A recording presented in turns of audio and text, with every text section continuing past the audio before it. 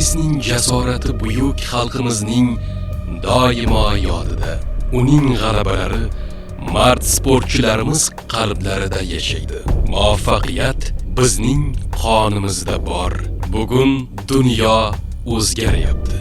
Vaqt har birimizdan millati, yoshi va jinsiga qaramasdan mas'uliyatli harakatlarni talab etyapti. Milliy gvardiya saflarida yuzlab nozik xilqat vakillari xizmat olib bormoqda.